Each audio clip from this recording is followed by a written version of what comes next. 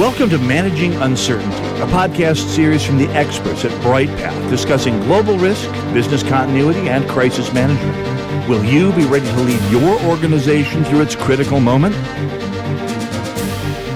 To BIA or not? That is the question. That's right. So last week we talked about the BIA. We did. We talked about the traditional BIA. Analysis. Yep. And this week we're going to talk about not doing the BIA, Yep. or alternate ideas around the BIA or justification for not doing the BIA. And of course, I'm stealing from Shakespeare's Hamlet. All day long. All day long I've been right. quoting Shakespeare. Not really. But when we do the traditional BIA, we expect to get certain outcomes. And those outcomes are understanding activities that support products and services at the company, understanding the impact over time of those activities not happening, or how do we kind of measure the impact of a disruption to your critical processes. Financial impacts. Yeah, we're capturing all not just financial. We're capturing all kinds of impacts: reputational, community, brand, regulatory, Yes. et cetera. We're setting prioritized timeframes for resuming these activities in some kind of organized manner of what's important first, and et cetera. And we're identifying dependencies, and those might be suppliers or technologies or other relevant interested parties. All important, but there's a growing belief that perhaps doing this in-depth BIA on an annual or biannual basis or every 2 years or what have you is not important anymore. Why is that? Well, I think in some aspects they're not necessarily making the argument that it's not important, but that the expense of doing it or the time it takes to do it, it is a very time-consuming process, is unnecessary, is maybe the argument, and that their time can be spent better elsewhere. Agreed. We're also seeing the argument that, really things are either critical or not. And if they're critical, then they should be recovered as quickly as possible. And things that are not critical, we're just not going to worry about anymore. That's one theory. Another theory that this one actually makes more sense to me is, when you're in the crisis, your executives are calling the shots. And your executives know very quickly which services are mission critical in their eyes. So therefore, is it really necessary to know in a great level of detail the level of impact and the nature of what that impact looks like when you're already going to know these things are critical and I need to restore them as quickly as possible? Executives might even tell you why those things are important.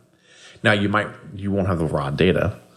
You may not have all of the dependencies and interactions. You may not have a full view of all of the technologies involved or third-party services or what have you. But do you really need that in order to manage an effective recovery of that business process or not? Right. If you already know that it's really, really important to get this to work first, right, that may be where you put all your effort. Yeah. Another thought, as we were talking about it before we started recording, is that many companies have already gone through this process. Mm-hmm. They've already identified the critical functions going through this process traditionally, and they have an existing business continuity program, and they either A, need to update their program, or B, are beginning the process of updating some of their plans. But they already know the criticality. They already know how the functions relate to each other, and there hasn't been a significant enough change in how they do business to need to do another business impact analysis. It's interesting that you bring this up in that way, because we've worked with a client or two that didn't want to conduct the criticality view of what's going on across the organization and what's critical.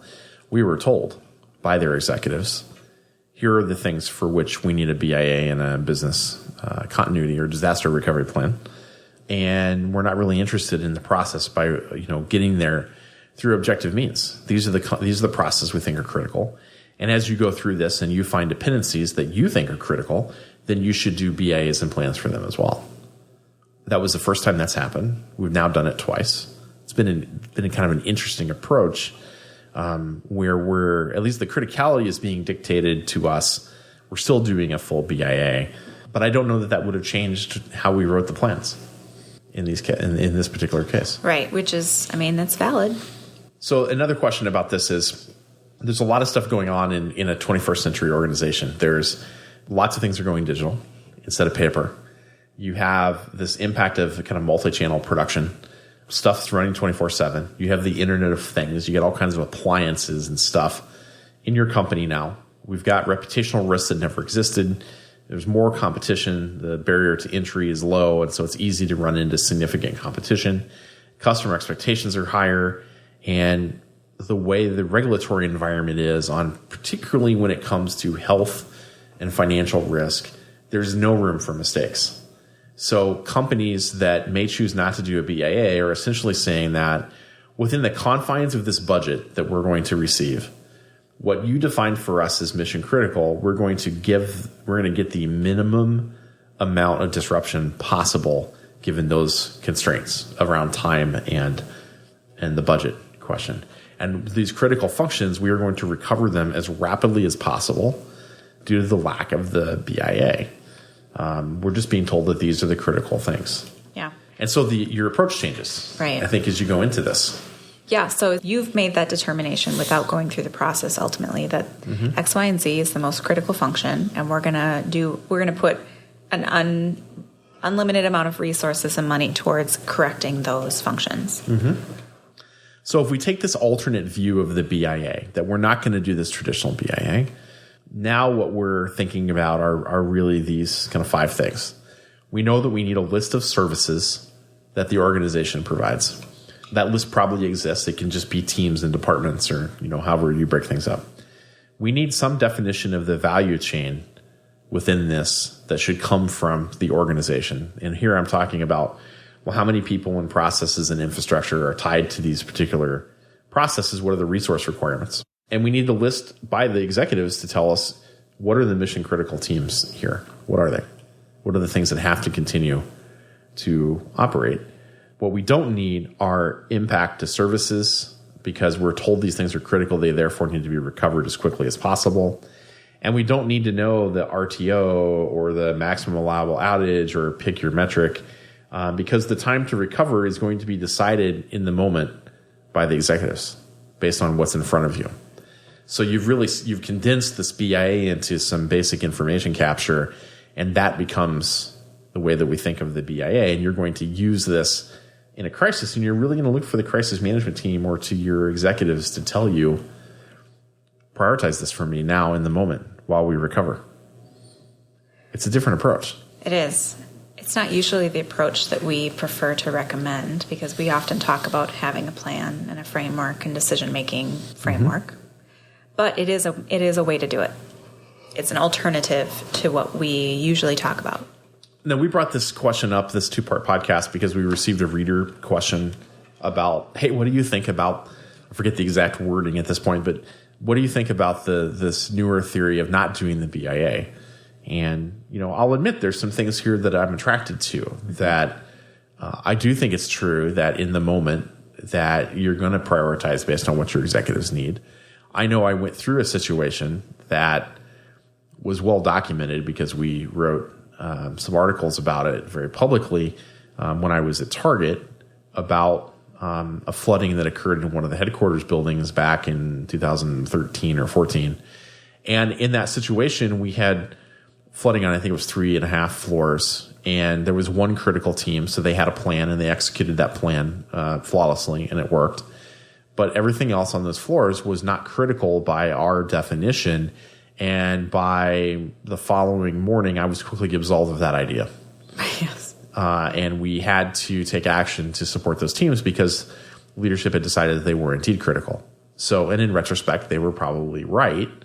But I think it kind of goes along with this idea with the BIA, which is that your executives are going to make these decisions in the moment based upon what's in front of them. And our leadership team said, hey, this stuff that we told you a year ago was not critical is critical, and they need to be recovered, and they need to be recovered now.